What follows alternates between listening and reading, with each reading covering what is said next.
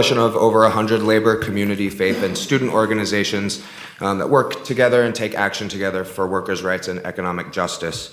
Part of that work is done through our Portland Area Workers' Rights Board, which offers working people a public community forum where they can bring their complaints against employers for violating their human and legal rights in the workplace. This board's made up of dozens of members who represent a broad spectrum of political, faith, academic, legal, and community leaders who have the ability to intervene with employers and the public to help resolve situations that threaten workers' rights.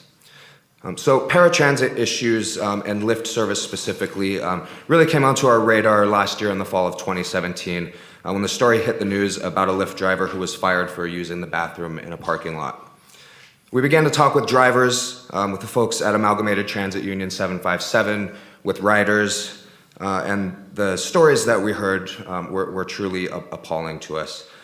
So on May 17, a panel of 5 of our Workers' Rights Board members heard testimony on labor and human rights violations in Portland's Lyft paratransit service, which, as you know, for the past decade has been contracted out to the multinational for-profit corporation First Transit.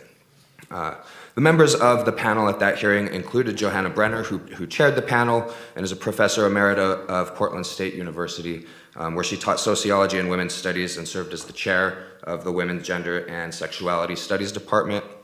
Oregon State Senator Michael Dembrow, who represents Northeast and Southeast Portland in the Oregon State Senate and who currently used to chair the Workforce Committee and currently chairs the Environment and Natural Resources Committee. Barbara J. Diamond, who's a labor and civil rights attorney here in Portland and who herself identifies as a person with a disability. Reverend Cecil Charles Prescott, who you'll hear from a little bit later as well, who serves as Minister of Faith Formation at the Ainsworth United Church of Christ here in Portland, or over in Portland, and Orlando Lopez, who you already heard from, who's a community leader with Opal Environmental Justice. So that panel of Workers' Rights Board members heard testimony from both drivers and riders with disabilities, from an advocate from Elders in Action who works with hundreds of seniors and riders with disabilities as well, and from other people with disabilities at the hearing and outside of the hearing who, as Orlando said, requested a follow-up event to provide additional testimony on their experiences with Lyft service. So we published a report last week on that hearing.